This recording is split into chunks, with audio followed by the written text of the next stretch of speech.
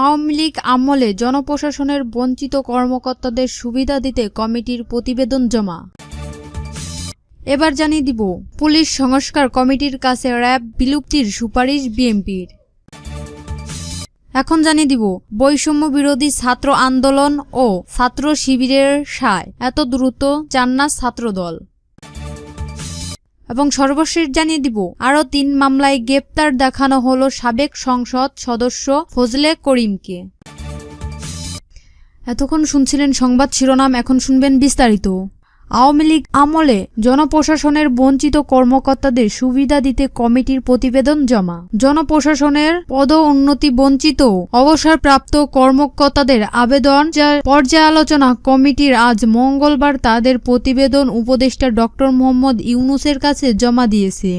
প্রধান উপদেষ্টা press wing জানায়, কমিটির প্রধান জাকির আহমেদ খান অন্যান্য সদস্যের উপস্থিতিতে প্রধান উপদেষ্টা বাসভবন, রাষ্ট্রীয় অতিথি ভবন, যমুনায় প্রয়োজনীয় সুপারিশসহ প্রতিবেদনটি পেশ করেছেন। জনপ্রশাসন মন্ত্রণালয় গত 16 সেপ্টেম্বর সাবেক অর্থ সচিব এবং বিশ্বব্যাংকে বাংলাদেশের সাবেক বিকল্প নির্বাহী পরিচালক জাকির আহমেদ খানকে আহ্বায়ক করে 5 সদস্যের একটি কমিটি গঠন করেছিল। আওয়ামী লীগ আমলে 2009 সাল থেকে গত 4 আগস্ট পর্যন্ত সময়ে চাকরিতে নানাভাবে বঞ্চনার শিকার এবং এই সময়ের মধ্যে অবসরে যাওয়া কর্মকর্তাদের আবেদন পর্যালোচনা করে সুপারিশ প্রণয়নের জন্য এ কমিটি হয়। কমিটি নির্ধারিত 90 দিনের আগে প্রতিবেদন জমা দেওয়া সদস্যদের ধন্যবাদ জানান প্রধান উপদেষ্টা। প্রতিবেদনটি পেশ করার সময় প্রধান উপদেষ্টা মুখ্য সচিব এম সিরাজউদ্দিন মিয়া উপস্থিত ছিলেন।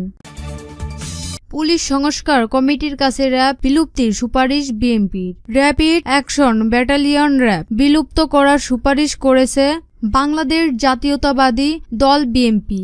সরকারের পুলিশ সংস্কার কমিটির কাছে এ সুপারিশ করেছে দলটি। মঙ্গলবার 10 ডিসেম্বর সকালে রাজধানীর গুলশানে বিএনপির চেয়ারপারসনের কার্যালয়ে এক সংবাদ সম্মেলনে এমনটি জানান বিএনপির স্থায়ী কমিটির সদস্য ও বিএনপির পুলিশ সংস্কার কমিটির প্রধান মেজর অব হাফিজ উদ্দিন আহমেদ। তিনি আরও বলেন, সরকারের পুলিশ সংস্কার কমিটি বিএনপির কাছে সুপারিশ না চাইলেও আমরা সুপারিশ মালা দিয়েছি। রাষ্ট্রের এই অত্যাবশ্যকীয় সেবার পুলিশ সংস্কার এখন সময়ের দাবি। সুপারিশ মামলায় বিএনপির পুলিশ কমিশন গঠনের সুপারিশ করেছে। হাফিজ উদ্দিন বলেন, জনগণের সঙ্গে পুলিশদের দ্রুত কমানোর সুপারিশ করেছি আমরা। সুপারিশে পুলিশ বাহিনীকে সঠিক দিক নির্দেশনা, পরামর্শ এবং সহায়তা দেওয়ার জন্য একটি পুলিশ কমিশন গঠনের প্রয়োজনীয়তা তুলে ধরা হয়েছে। কমিশনের চেয়ারম্যান হবেন স্বরাষ্ট্র বিষয়ক সংসদীয় কমিটির চেয়ারম্যান। সুপারিশে স্থানীয় পর্যায়ে পুলিশকে অপরাধ দমনের সহায়তা দেওয়া, জনসাধারণ পুলিশ সম্পর্ক উন্নয়ন এবং সংশ্লিষ্ট এলাকায় আইন শৃঙ্খলা রক্ষার পরামর্শ দেওয়ার জন্য প্রত্যেক উপজেলার থানা একটি নাগরিক কমিটির গঠনের কথা বলা হয়েছে। স্থানীয় গণমান্য সুশিক্ষিত ও গ্রহণযোগ্য ব্যক্তিবর্গ সমন্বয়ে এ কমিটি গঠিত হবে। বৈষম্য বিরোধী ছাত্র আন্দোলন ও ছাত্র শিবিরের রায় এত দ্রুত চান না ছাত্রদল। আগামী বছরের জানুয়ারির শেষ সপ্তাহে কিংবা ফেব্রুয়ারির প্রথম সপ্তাহ বা মাঝামাঝি নাগাদ ঢাকা বিশ্ববিদ্যালয়ের কেন্দ্রীয় ছাত্র সংসদের ডাকসু নির্বাচন হতে পারে বলে জানিয়েছেন বিশ্ববিদ্যালয়ের প্রশাসন। তবে এ নিয়ে ভিন্ন ভিন্ন প্রতিক্রিয়া জানিয়েছে ক্রিয়াশীল ছাত্র সংগঠনগুলো। বৈষম্য বিরোধী ছাত্র আন্দোলন ও বাংলাদেশ ইসলামী ছাত্র শিবির বলেছে, এ সময়ে নির্বাচনে তাদের আপত্তি নেই। ডাকসুর সেসব সংস্কার প্রয়োজন, সেগুলো এই সময়ের মধ্যেই করা সম্ভব। অন্যদিকে বাংলাদেশ জাতীয়তাবাদী ছাত্র দলের অভিমত, উদ্দেশ্য প্রণোদিত হয়ে তাড়াহুড়া করে নির্বাচন করতে চাচ্ছে বিশ্ববিদ্যালয়ের প্রশাসন। দীর্ঘ 28 বছর পর ডাকসুর সর্বশেষ নির্বাচন অনুষ্ঠিত হয়েছিল। 2019 সালের মার্চ মাসে এই সংবাদের মেয়াদ শেষ হয়েছে।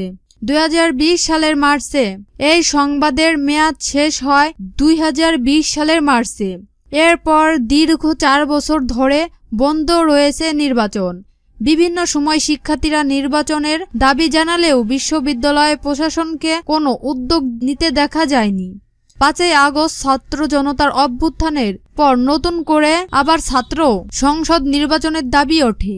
এরই মধ্যে গত রোববার ঢাকা বিশ্ববিদ্যালয়ের প্রক্টর সাইফুদ্দিন আহমেদ জানান, জানুয়ারির শেষে বা ফেব্রুয়ারিতে ডাকসু নির্বাচন হতে পারে। নির্বাচন নিয়ে বৈষম্য বিরোধী ছাত্র আন্দোলনের পক্ষ থেকে বলা হয়েছে, যেহেতু ডাকসু নিয়ে শিক্ষার্থীদের মধ্যে আগ্রহ তৈরি হয়েছে, তাই জানুয়ারি বা ফেব্রুয়ারির দিকেই নির্বাচন চায় তারা। আরও ৩ মামলায় গ্রেপ্তার দেখানো হলো সাবেক সংসদ সদস্য ফাজলে করিমকে। কারাবন্দী চট্টগ্রাম সরাউজান আসনের সাবেক এমপি বিএম ফজলে করিম চৌধুরীকে আরও ৩ মামলায় গ্রেপ্তার সৈন্য অ্যারেস্ট দেখিয়েছেন আদালত। পুলিশের আবেদনে পরিপ্রেক্ষিতে আজ মঙ্গলবার সকালে চট্টগ্রাম চিফ জুডিশিয়াল ম্যাজিস্ট্রেট কাজী শাহিদুল ইসলাম শুনানি শেষে এ আদেশ দেন। চট্টগ্রাম জেলা কোর্ট পরিদর্শক হাবিবুর রহমান প্রথম আলোকে বলেন, রাউজান থানার হত্যাচেষ্টা, ভাঙচুর, নাশকতা সহ ৩ মামলায় এবিএম ফজলে করিম চৌধুরী গ্রেপ্তার দেখানোর আবেদন করা হয়। শুনানি শেষে ৩টি মামলায় গ্রেপ্তার দেখানোর আদেশ দেন বিচারক। হাবিবুর রহমান আরও বলেন, রাউজান থানার আরেকটি মামলায় এবিএম ফজলে করিম চৌধুরীকে শোন অ্যারেস্ট দেখানোর আবেদন করা হয়েছিল। মামলার নথি চট্টগ্রাম জেলা ও দায়রা জজ আদালতে থাকায় মামলাটির শুনানি হয়নি। এর আগে সকালে কড়া নিরাপত্তার মধ্যে ফজলে করিম চৌধুরীকে কারাগার থেকে আদালতে হাজির করা হয়। এ সময় আদালত প্রাঙ্গণে পুলিশের কড়া পাহারা ছিল। শুনানি শেষে কারাগারে পাঠানো হয় তাকে। আদালত প্রাঙ্গণে হামলার আশঙ্কা ফজলে করিমের আইনজীবী আবেদনের পরিপ্রেক্ষিতে এর আগে কয়েকটি মামলায় আদালতে হাজির না করে ভার্চুয়াল মাধ্যমে শুনানি হয়।